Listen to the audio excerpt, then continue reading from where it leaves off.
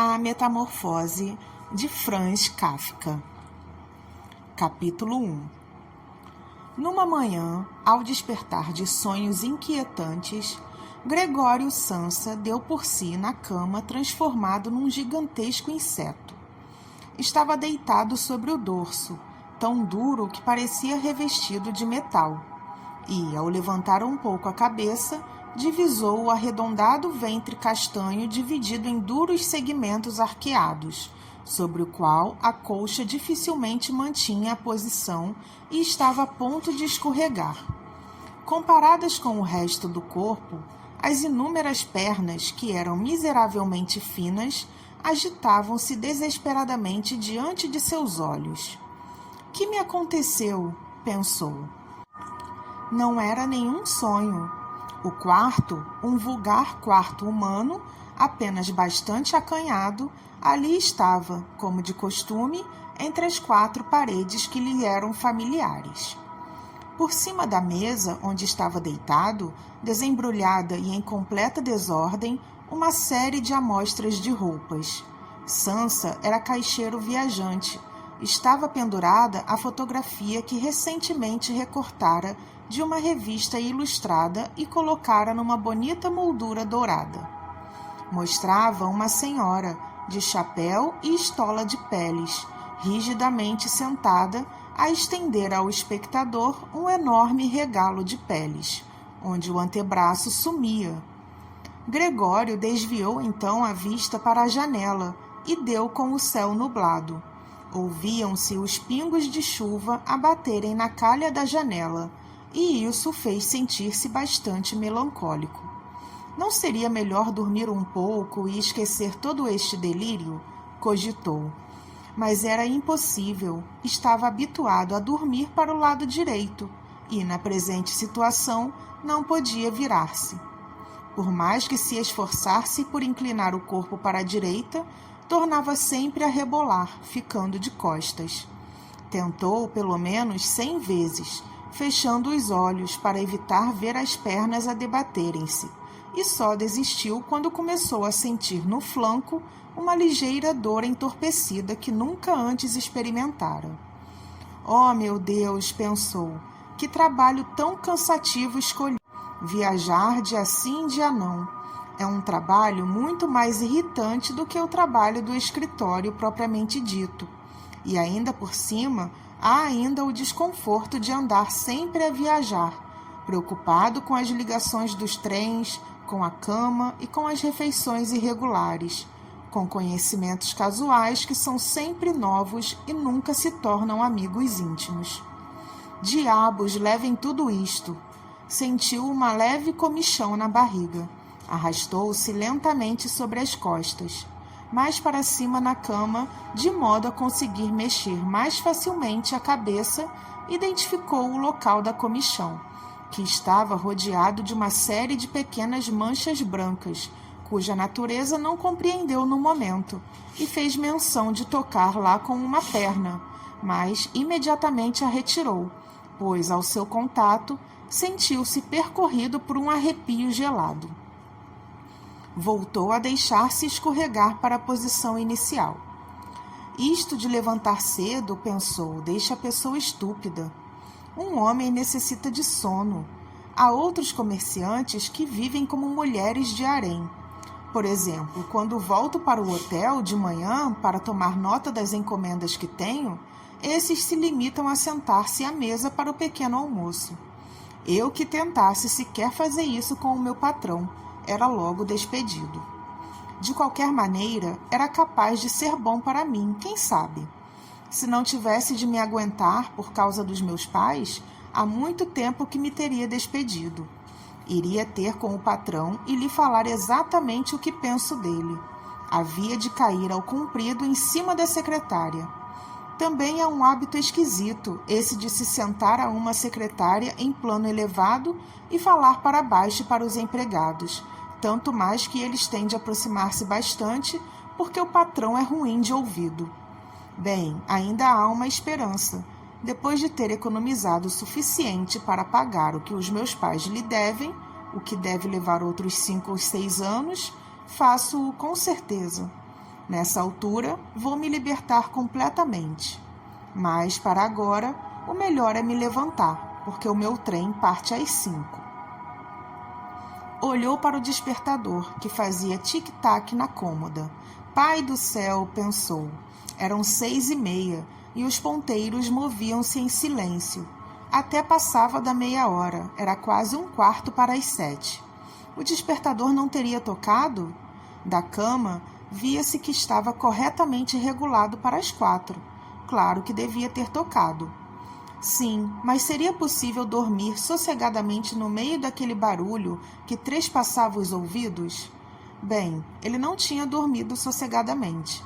No entanto, aparentemente, se assim era, ainda devia ter sentido mais o barulho. Mas o que faria agora? O próximo trem saía às 7. Para o apanhar, tinha de correr como um doido. As amostras ainda não estavam embrulhadas e ele próprio não se sentia particularmente fresco e ativo. E, mesmo que apanhasse o trem, não conseguiria evitar uma reprimenda do chefe, visto que o porteiro da firma havia de ter esperado o trem das 5 e há muito teria comunicado a sua ausência. O porteiro era um instrumento do patrão, invertebrado e idiota. Bem, suponhamos que dizia que estava doente, mas isso seria muito desagradável e pareceria suspeito, porque durante 5 anos de emprego nunca tinha estado doente. O próprio patrão certamente iria lá à casa com o médico da Previdência, repreenderia os pais pela preguiça do filho e poria de parte todas as desculpas, recorrendo ao médico da Previdência, que, evidentemente, considerava toda a humanidade um bando de falsos doentes perfeitamente saudáveis. E enganaria assim tanto desta vez? Efetivamente, Gregório sentia-se bastante bem, à parte uma sonolência que era perfeitamente supérflua depois de um tão longo sono, e sentia-se mesmo esfomeado. À medida que tudo isto lhe passava pela mente a toda velocidade, sem ser capaz de resolver a deixar a cama, o despertador acabava de indicar 1/4 para as 7. Ouviram-se pancadas cautelosas na porta que ficava por detrás da cabeceira da cama. Gregório, disse uma voz que era a da mãe. É 1/4 para as 7. Não tem de apanhar o trem? Aquela voz suave. Gregório teve um choque ao ouvir a sua própria voz responder-lhe inequivocamente a sua voz.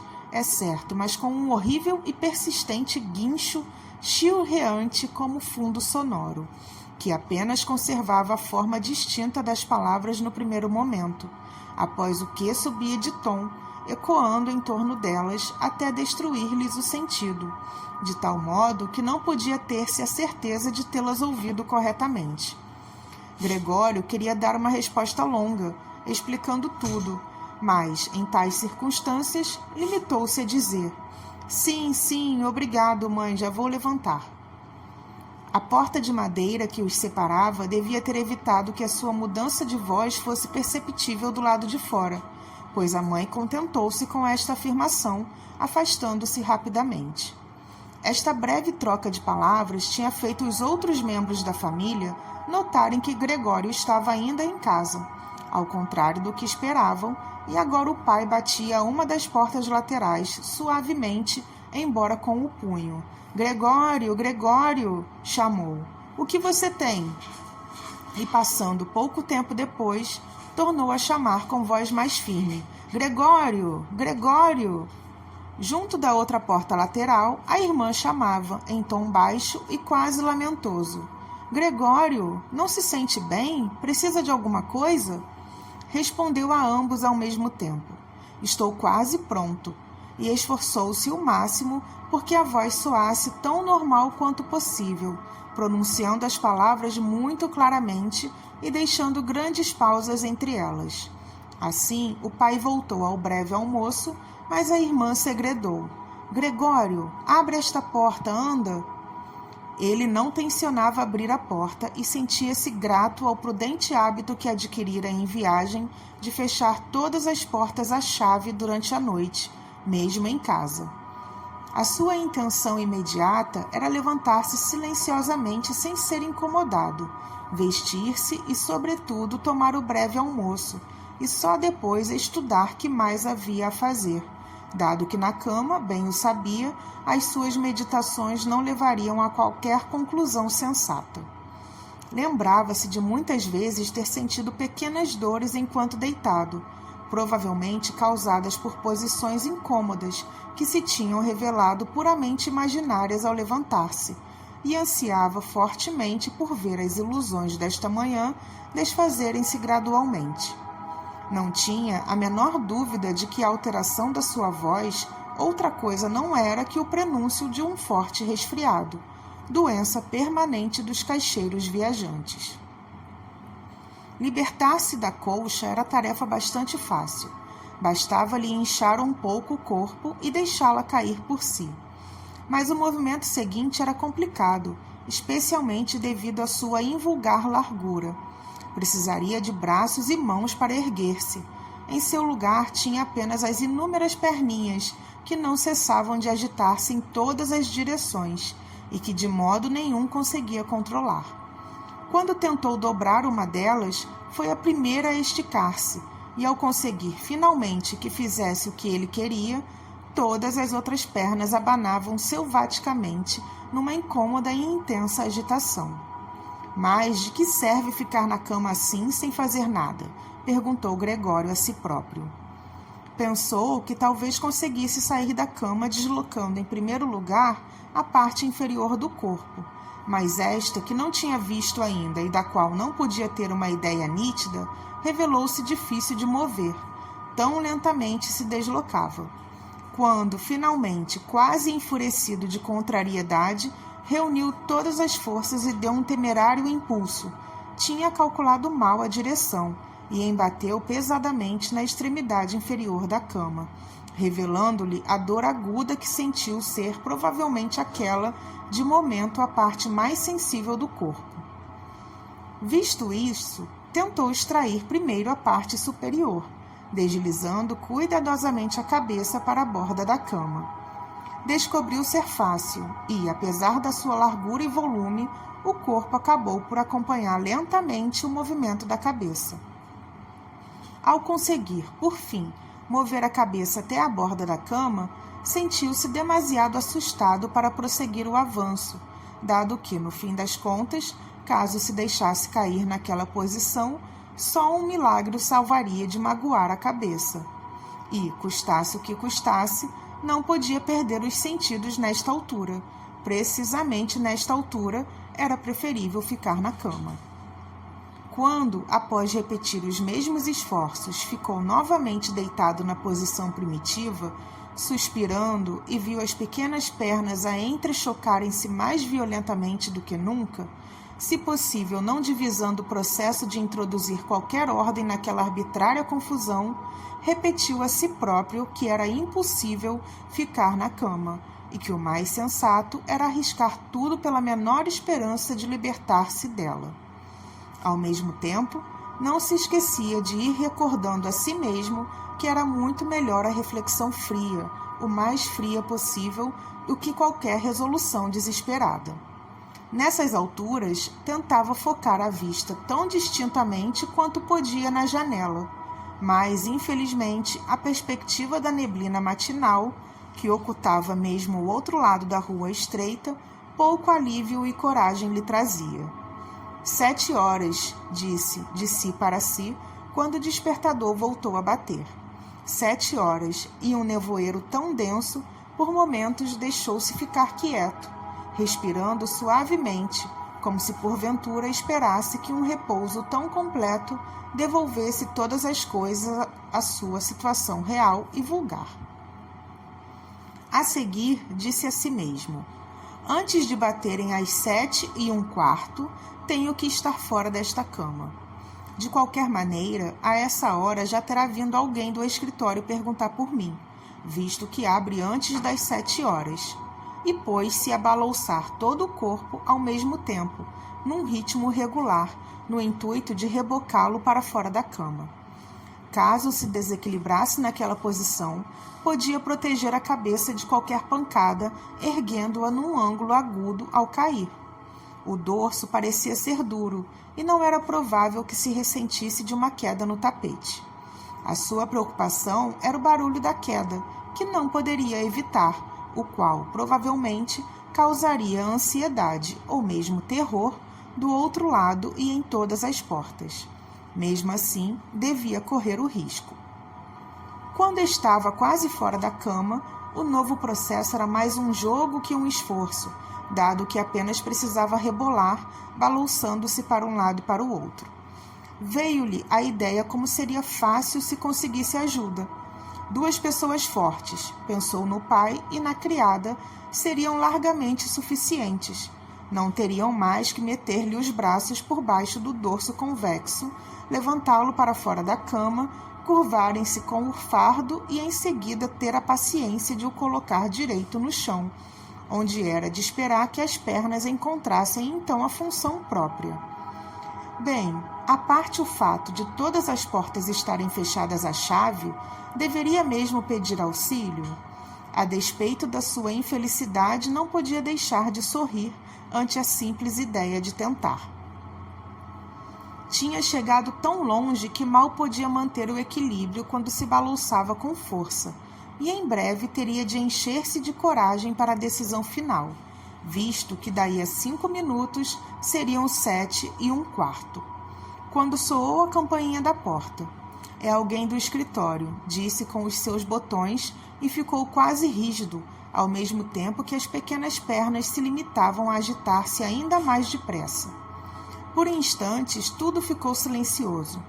Não vão abrir a porta, disse Gregório, de si para si, agarrando-se a qualquer esperança irracional. A seguir, a criada foi à porta, como de costume, com o seu andar pesado e abriu-a. Gregório apenas precisou ouvir o primeiro bom dia do visitante para imediatamente saber quem era. O chefe do escritório em pessoa. Que sina estar condenado a trabalhar numa firma em que a menor omissão dava imediatamente asa à maior das suspeitas. Seria que todos os empregados em bloco não passavam de malandros, que não havia entre eles um único homem devotado e leal que, tendo uma manhã perdido 1 hora de trabalho na firma ou coisa parecida, fosse tão atormentado pela consciência que perdesse a cabeça e ficasse realmente incapaz de levantar-se da cama? Não teria bastado mandar um aprendiz perguntar-se: era realmente necessária qualquer pergunta? Teria que vir o próprio chefe do escritório, dando assim a conhecer a toda a família, uma família inocente, que esta circunstância suspeita não podia ser investigada por ninguém menos versado nos negócios que ele próprio? E, mais pela agitação provocada por tais reflexões do que por qualquer desejo, Gregório rebolou com toda a força para fora da cama. Houve um baque sonoro, mas não propriamente um estrondo. A queda foi, até certo ponto, amortecida pelo tapete.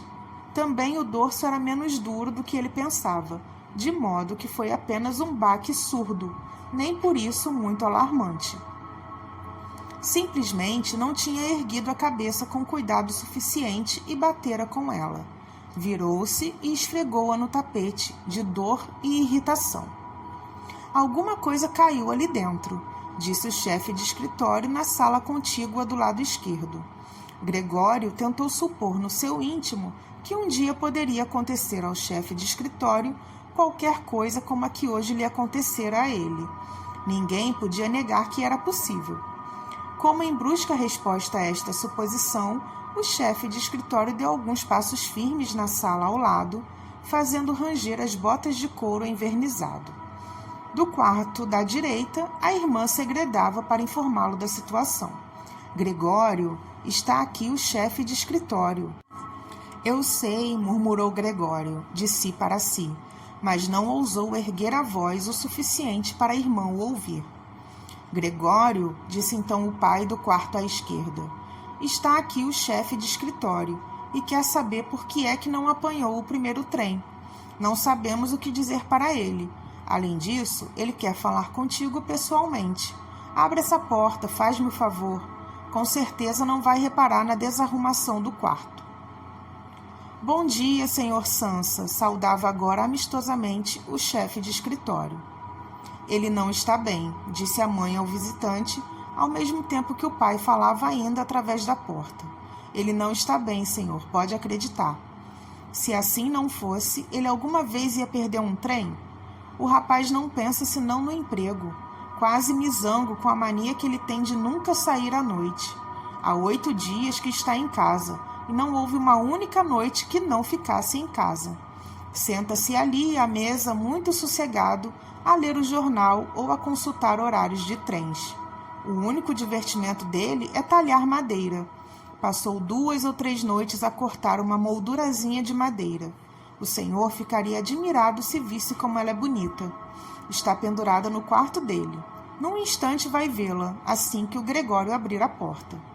Devo dizer que estou muito satisfeita pelo senhor ter vindo. Sozinhos, nunca conseguiríamos que ele abrisse a porta. É tão teimoso. E tenho a certeza de que ele não está bem, embora ele não o reconhecesse esta manhã. Já vou, disse Gregório, lenta e cuidadosamente, não se mexendo 1 centímetro, com receio de perder uma só palavra da conversa. Não imagino qualquer outra explicação, minha senhora, disse o chefe de escritório. Espero que não seja nada de grave. Embora, por outro lado, deva dizer que nós, homens de negócios, feliz ou infelizmente, temos muitas vezes de ignorar pura e simplesmente qualquer ligeira indisposição, visto que é preciso olhar pelo negócio. Bem, o chefe de escritório pode entrar? Perguntou impacientemente o pai de Gregório, tornando a bater a porta. Não, disse Gregório. Na sala da esquerda seguiu-se um doloroso silêncio a esta recusa, enquanto no compartimento da direita a irmã começava a soluçar. Por que não se juntava a irmã aos outros? Provavelmente tinha se levantado da cama há pouco tempo e ainda nem começara a vestir-se. Bem, por que chorava ela? Por ele não se levantar e não abrir a porta ao chefe de escritório? Por ele estar em perigo de perder o emprego e porque o patrão havia de começar outra vez atrás dos pais para eles pagarem as velhas dívidas? Eram, evidentemente, coisas com as quais, nesse instante, ninguém tinha de preocupar-se. Gregório estava ainda em casa e nem por sombras pensava abandonar a família. É certo que, de momento, estava deitado no tapete e ninguém, conhecedor da sua situação, poderia seriamente esperar que abrisse a porta ao chefe de escritório. Mas, por tão pequena falta de cortesia, que poderia ser plausivelmente explicada mais tarde, Gregório não iria por certo ser despedido sem mais nem que. E parecia-lhe que seria muito mais sensato deixarem-no em paz por agora do que atormentá-lo com lágrimas e súplicas. É claro que a incerteza e a desorientação deles desculpava aquele comportamento. Senhor Sansa, clamou então o chefe de escritório em voz mais alta. Que se passa consigo? Para aí, barricado no quarto, a responder só por sims e nãos, a dar uma série de preocupações desnecessárias aos seus pais e, diga-se de passagem, a negligenciar as suas obrigações profissionais de uma maneira incrível. Estou a falar em nome dos seus pais e do seu patrão, e peço-lhe muito a sério uma explicação precisa e imediata. O senhor espanta-me, espanta-me. Julgava que o senhor era uma pessoa sossegada, em quem se podia ter confiança, e de repente parece apostado em fazer uma cena vergonhosa. Realmente, o patrão sugeriu-me esta manhã uma explicação possível para o seu desaparecimento, relacionada com o dinheiro dos pagamentos que recentemente lhe foi confiado. Mas eu quase dei a minha solene palavra de honra de que não podia ser isso. Agora que vejo como o senhor é terrivelmente obstinado, não tenho o menor desejo de tomar a sua defesa. E a sua posição na firma não é assim tão inexpugnável. Vim com a intenção de dizer-lhe isto em particular, mas, visto que o senhor está a tomar tão desnecessariamente o meu tempo, não vejo razão para que os seus pais não ouçam igualmente. Desde há algum tempo que o seu trabalho deixa muito a desejar. Esta época do ano não é ideal para uma subida do negócio, claro, admitamos isso. Mas uma época do ano para não fazer negócio absolutamente nenhum? Essa não existe, senhor Sansa, não pode existir. Mas, senhor, gritou Gregório, fora de si, e na sua agitação, esquecendo todo o resto, vou abrir a porta agora mesmo. Tive uma ligeira indisposição, um ataque de tonturas que não me permitiu levantar-me. Ainda estou na cama. Mas me sinto bem outra vez. Estou a levantar-me agora. Dê-me só mais 1 minuto ou 2. Não estou realmente tão bem como pensava. Mas estou bem, palavra. Como uma coisa destas pode repentinamente deitar uma pessoa abaixo? Ainda ontem à noite estava perfeitamente. Os meus pais que o digam. Ou antes, de fato, tive um leve pressentimento. Deve ter mostrado indícios disso. Por que não o comuniquei eu ao escritório? Mas uma pessoa pensa sempre que uma indisposição há de passar sem ficar em casa. Olha, senhor, poupe os meus pais. Tudo aquilo por que me repreende não tem qualquer fundamento. Nunca ninguém me disse uma palavra sobre isso. Talvez o senhor não tenha visto as últimas encomendas que mandei. De qualquer maneira, ainda posso apanhar o trem das 8. Estou muito melhor depois deste descanso de algumas horas. Não se prenda por mim, senhor. Daqui a pouco vou para o escritório e hei de estar suficientemente bom para dizer ao patrão e apresentar-lhe desculpas. Ao mesmo tempo que tudo isto lhe saía tão desordenadamente de jato que Gregório mal sabia o que estava a dizer, havia chegado facilmente à cômoda, talvez devido à prática que tinha tido na cama, e tentava agora erguer-se em pé, socorrendo-se dela. Tencionava efetivamente abrir a porta, mostrar-se realmente e falar com o chefe de escritório. Estava ansioso por saber, depois de todas as insistências, o que diriam os outros ao vê-lo à sua frente. Se ficassem horrorizados, a responsabilidade já não era dele e podia ficar quieto. Mas, se o aceitassem calmamente, também não teria razão para preocupar-se e podia realmente chegar à estação a tempo de apanhar o trem das 8 se andasse depressa. A princípio, escorregou algumas vezes pela superfície envernizada da cômoda, mas, aos poucos, com uma última elevação, pôs-se de pé. Embora o atormentassem, deixou de ligar importância às dores na parte inferior do corpo. Depois deixou-se cair contra as costas de uma cadeira próxima e agarrou-se às suas bordas com as pequenas pernas. Isto devolveu-lhe o controle sobre si mesmo e parou de falar, porque agora podia prestar atenção ao que o chefe de escritório estava a dizer. Perceberam uma única palavra? Perguntava o chefe de escritório. Com certeza não está a tentar fazer de nós parvos? Oh, meu Deus! Exclamou a mãe, lavada em lágrimas. Talvez ele esteja terrivelmente doente e estejamos a atormentá-lo. Grete, Grete! Chamou a seguir. Sim, mãe, respondeu a irmã do outro lado. Chamavam uma pela outra através do quarto de Gregório. Tens de ir imediatamente chamar o médico. O Gregório está doente. Vai chamar o médico depressa. Ouviste como ele estava a falar? Aquilo não era voz humana, disse o chefe de escritório, numa voz perceptivelmente baixa ao lado da estridência da mãe.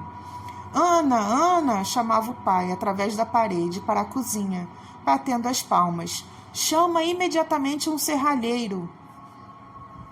E as meninas corriam pelo corredor com um silvo de saias, como podia a irmã ter se vestido tão depressa, e abriam a porta da rua de par em par. Não se ouviu o som da porta ser fechada a seguir. Tinham-na deixado evidentemente aberta, como se faz em casas onde aconteceu uma grande desgraça. Mas Gregório estava agora muito mais calmo. As palavras que pronunciava já não eram inteligíveis, aparentemente, embora a ele lhe parecessem distintas, mais distintas mesmo que antes, talvez porque o ouvido se tivesse acostumado ao som delas. Fosse como fosse, as pessoas julgavam agora que ele estava mal e estavam prontas a ajudá-lo. A positiva certeza com que estas primeiras medidas tinham sido tomadas confortou-o. sentia-se uma vez mais impelido para o círculo humano e confiava em grandes e notáveis resultados, quer do médico, quer do serralheiro, sem, na verdade, conseguir fazer uma distinção clara entre eles. No intuito de tornar a voz tão clara quanto possível para a conversa que estava agora iminente, tossiu um pouco, o mais silenciosamente que pôde, claro, uma vez que também o ruído não podia soar como o da tosse humana, tanto quanto podia imaginar. Entre mentes, na sala contígua, havia completo silêncio. Talvez os pais estivessem sentados à mesa com o chefe de escritório, a segredar, ou talvez se encontrassem todos encostados à porta, à escuta. Lentamente, Gregório empurrou a cadeira em direção à porta, após o que a largou. Agarrou-se à porta para se amparar. As plantas das extremidades das pequenas pernas eram levemente pegajosas e descansou, apoiado contra ela por um momento, depois destes esforços. A seguir, empenhou-se em rodar a chave na fechadura, utilizando a boca. Infelizmente, parecia que não possuía quaisquer dentes, com que havia de segurar a chave. Mas, por outro lado, as mandíbulas eram indubitavelmente fortes. Com a sua ajuda, conseguiu pôr a chave em movimento sem prestar atenção ao fato de estar certamente a danificá-las em qualquer zona, visto que lhe saía da boca um fluido castanho que escorria pela chave e pingava para o chão. Ouçam só, disse o chefe de escritório na sala contígua. Está dando volta na chave. Isto foi um grande encorajamento para Gregório, mas todos deviam tê-lo animado com gritos de encorajamento, o pai e a mãe também. Não, Gregório, deviam todos ter gritado. Continua, agarra-te bem a essa chave. E, na crença de que estavam todos a seguir atentamente os seus esforços, cerrou imprudentemente as mandíbulas na chave com todas as forças de que dispunha. À medida que a rotação da chave progredia, ele torneava a fechadura, segurando-se agora só com a boca, empurrando a chave ou puxando-a para baixo com todo o peso do corpo, consoante era necessário. O estalido mais sonoro da fechadura, finalmente a ceder, apressou literalmente Gregório. Com um fundo suspiro de alívio, disse de si para si: afinal, não precisei do serralheiro, e encostou a cabeça ao puxador para abrir completamente a porta. Como tinha de puxar a porta para si, manteve-se oculto, mesmo quando a porta ficou escancarada. Teve de deslizar lentamente para contornar a portada mais próxima da porta dupla, manobra que lhe exigiu grande cuidado, não fosse cair em cheio de costas mesmo ali no limiar. Estava ainda empenhado nesta operação, sem ter tempo para observar qualquer outra coisa, quando ouviu o chefe de escritório soltar um agudo "oh", que mais parecia um rugido do vento. Foi então que o viu, de pé junto da porta, com uma mão a tremer, tapando a boca aberta e recuando, como se impelido por qualquer súbita força invisível. A mãe, que apesar da presença do chefe de escritório, tinha o cabelo ainda em desalinho, espetado em todas as direções, começou por retorcer as mãos e olhar para o pai, após o que deu 2 passos em direção a Gregório e tombou no chão, num torvelinho de saias, o rosto escondido no peito. O pai cerrou os punhos com um ar cruel, como se quisesse obrigar Gregório a voltar para o quarto com um murro. Depois olhou perplexo em torno da sala de estar. Cobriu os olhos com as mãos e desatou a chorar, o peito vigoroso sacudido por soluços. Gregório não entrou na sala, mantendo-se encostado à parte interior da portada fechada, deixando apenas metade do corpo à vista, a cabeça a tombar para um e outro lado, por forma a ver os demais. Entretanto, a manhã tornara-se mais límpida. Do outro lado da rua, divisava-se nitidamente uma parte do edifício cinzento escuro, interminavelmente comprido, que era o hospital, abruptamente interrompido por uma fila de janelas iguais. Chovia ainda, mas eram apenas grandes pingos bem visíveis que caíam literalmente um a um. Sobre a mesa espalhava-se a louça do breve almoço, visto que esta era para o pai de Gregório a refeição mais importante, que prolongava durante horas, percorrendo diversos jornais. Mesmo em frente de Gregório, havia uma fotografia pendurada na parede, que o mostrava fardado de tenente no tempo em que fizera o serviço militar, a mão na espada e um sorriso despreocupado na face, que impunha respeito pelo uniforme e pelo seu porte militar. A porta que dava para o vestíbulo estava aberta, vendo-se também aberta a porta de entrada, para além da qual se avistava o terraço de entrada e os primeiros degraus da escada. Bem, disse Gregório, perfeitamente consciente de ser o único que mantinha uma certa compostura. Vou me vestir, embalar as amostras e sair. Desde que o senhor me dê licença, que saia. Como vê, não sou obstinado e tenho vontade de trabalhar. A profissão de caixeiro viajante é dura, mas não posso viver sem ela. Para onde vai o senhor? Para o escritório? Sim? Não se importa de contar lá exatamente o que aconteceu? Uma pessoa pode estar temporariamente incapacitada, mas essa é a altura indicada para recordar os seus serviços anteriores e ter em mente que mais tarde, vencida a incapacidade, a pessoa certamente trabalhará com mais diligência e concentração. Tenho uma dívida de lealdade para com o patrão, como o senhor bem sabe. Além disso, tenho de olhar pelos meus pais e pela minha irmã. Estou a passar por uma situação difícil, mas acabarei vencendo.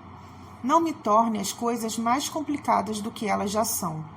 Eu bem sei que os caixeiros viajantes não são muito bem vistos no escritório. As pessoas pensam que eles levam uma vida estupenda e ganham rios de dinheiro. Trata-se de um preconceito que nenhuma razão especial leva a reconsiderar. Mas o senhor vê as coisas profissionais de uma maneira mais compreensiva que o resto do pessoal. Isso vê, aqui para nós, deixe que lhe diga, mais compreensiva do que o próprio patrão, que, sendo o proprietário, facilmente se deixa influenciar contra qualquer dos empregados. E o senhor bem sabe que o caixeiro viajante, que durante todo o ano raramente está no escritório, é muitas vezes vítima de injustiças, do azar e de queixas injustificadas, das quais normalmente nada sabe, a não ser quando regressa, exaustos das suas deslocações, e só nessa altura sofre pessoalmente as suas funestas consequências. Para elas, não consegue descobrir as causas originais. Peço-lhe, por favor, que não se vá embora sem uma palavra sequer que mostre que me dá razão, pelo menos em parte. Logo às primeiras palavras de Gregório, o chefe de escritório recuara e limitava-se a fitá-lo embasbacado, retorcendo os lábios por cima do ombro crispado. Enquanto Gregório falava, não estivera um momento quieto, procurando, sem tirar os olhos de Gregório, esgueirar-se para a porta, centímetro a centímetro, como se obedecesse a qualquer ordem secreta para abandonar a sala. Estava junto ao vestíbulo, e a maneira súbita como deu um último passo para sair da sala de estar, levaria a crer que tinha posto o pé em cima de uma brasa. Chegado ao vestíbulo, estendeu o braço direito para as escadas, como se qualquer poder sobrenatural ali o aguardasse para libertá-lo. Gregório apercebeu-se de que, se quisesse que a sua posição na firma não corresse sérios riscos, não podia de modo algum permitir que o chefe de escritório saísse naquele estado de espírito. Os pais não ligavam tão bem deste acontecimento. Tinham-se convencido, ao longo dos anos, de que Gregório estava instalado na firma para toda a vida, e, além disso, estavam tão consternados com as suas preocupações imediatas que nem lhes corria pensar no futuro. Gregório, porém, pensava. Era preciso deter, acalmar, persuadir e, por fim, conquistar o chefe de escritório. Quer o seu futuro, quer o da família, dependiam disso. Se ao menos a irmã ali estivesse, era inteligente. Começara a chorar quando Gregório estava ainda deitado de costas na cama. E, por certo, o chefe de escritório, parcial como era em relação às mulheres, acabaria se deixando levar por ela. Ela teria fechado a porta de entrada e no vestíbulo dissiparia o horror. Mas ela não estava e Gregório teria de enfrentar sozinho a situação. E, sem refletir que não sabia ainda de que capacidade de movimentos dispunha, sem se lembrar sequer de que havia todas as possibilidades e até todas as probabilidades de as suas palavras serem mais uma vez ininteligíveis, afastou-se do umbral da porta, deslizou pela abertura e começou a encaminhar-se para o chefe de escritório, que estava agarrado com ambas as mãos ao corrimão da escada para o terraço. Subitamente, ao procurar apoio, Gregório tombou com um grito débil por sobre as inúmeras pernas. Mas, chegado a essa posição, experimentou pela primeira vez nessa manhã uma sensação de conforto físico.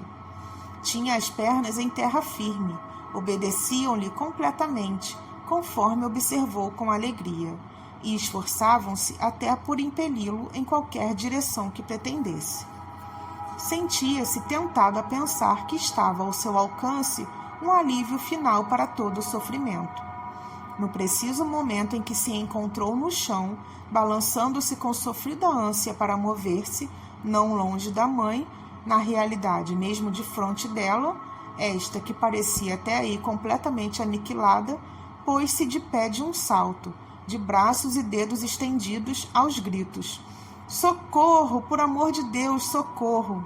Baixou a cabeça como se quisesse observar melhor Gregório, mas, pelo contrário, continuou a recuar disparadamente e, esquecendo-se de que tinha atrás de si a mesa ainda posta, sentou-se precipitadamente nela, como se tivesse perdido momentaneamente a razão ao esbarrar contra o obstáculo imprevisto. Parecia igualmente indiferente ao acontecimento de a cafeteira que tinha ter tombado e estava derramando um fio sinuoso de café no tapete. Mãe, mãe, murmurou Gregório, erguendo a vista para ela. Nessa altura, o chefe de escritório estava já completamente tresloucado. Gregório não resistiu ao ver o café a correr. Cerrou as mandíbulas com um estalo.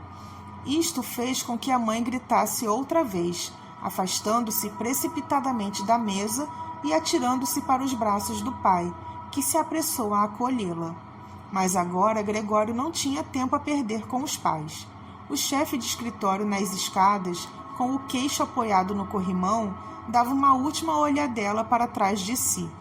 Gregório deu um salto, para ter melhor a certeza de ultrapassá-lo. O chefe de escritório devia ter-lhe adivinhado as intenções, pois de um salto venceu vários degraus e desapareceu, sempre aos gritos que ressoavam pelas escadas.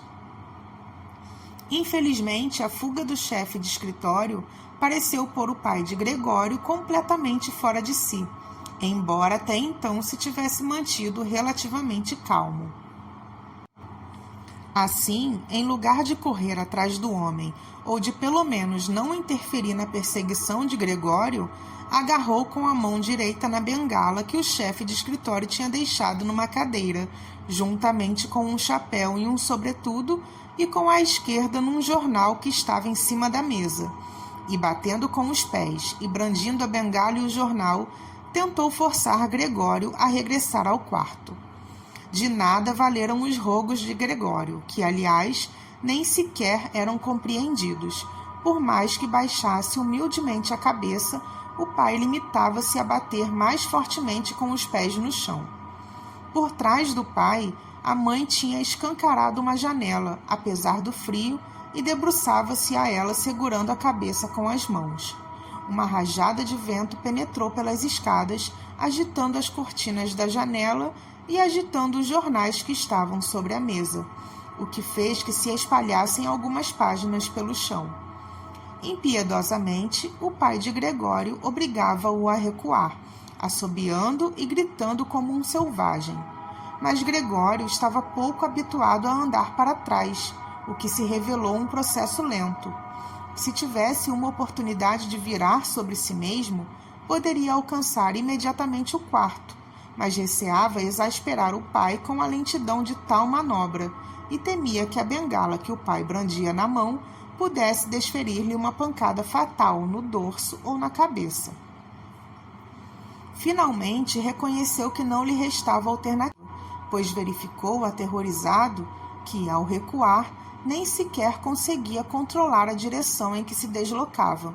Assim, sempre observando ansiosamente o pai, de soslaio, começou a virar o mais rapidamente que pôde, o que, na realidade, era muito moroso. Talvez o pai tivesse registrado as suas boas intenções, visto que não interferiu, a não ser para, de quando em quando, e à distância, lhe auxiliar a manobra com a ponta da bengala. Se ao menos ele parasse com aquele insuportável assobio, era uma coisa que estava a pontos de fazê-lo perder a cabeça. Quase havia completado a rotação quando o assobio o desorientou de tal modo que tornou a virar ligeiramente na direção errada. Quando, finalmente, viu a porta em frente da cabeça, pareceu-lhe que o corpo era demasiadamente largo para poder passar pela abertura. É claro que o pai, no estado de espírito atual, estava bem longe de pensar em qualquer coisa que se parecesse com abrir a outra porta, para dar espaço à passagem de Gregório. Dominava-o a ideia fixa de fazer Gregório regressar para o quarto o mais depressa possível. Não aguentaria de modo algum que Gregório se entregasse aos preparativos de erguer o corpo e talvez deslizar através da porta. Nesta altura, o pai estava, porventura, a fazer mais barulho que nunca para obrigá-lo a avançar, como se não houvesse obstáculo nenhum que o impedisse. Fosse como fosse, o barulho que Gregório ouvia atrás de si não lhe soava aos ouvidos como a voz de pai nenhum. Não sendo caso para brincadeiras, Gregório lançou-se, sem se preocupar com as consequências, pela abertura da porta. Um dos lados do corpo ergueu-se e Gregório ficou entalado no umbral da porta, ferindo-se no flanco, que cobria a porta branca de horrorosas manchas. Não tardou em ficar completamente preso, de tal modo que, por si só, não poderia mover-se com as pernas de um dos lados a agitarem-se tremulamente no ar e as do outro penosamente esmagadas de encontro ao soalho. Foi então que o pai lhe deu um violento empurrão, que constituiu literalmente um alívio, e Gregório voou até o meio do quarto, sangrando abundantemente. Empurrada pela bengala, a porta fechou-se violentamente atrás de si, e, por fim, fez-se o silêncio.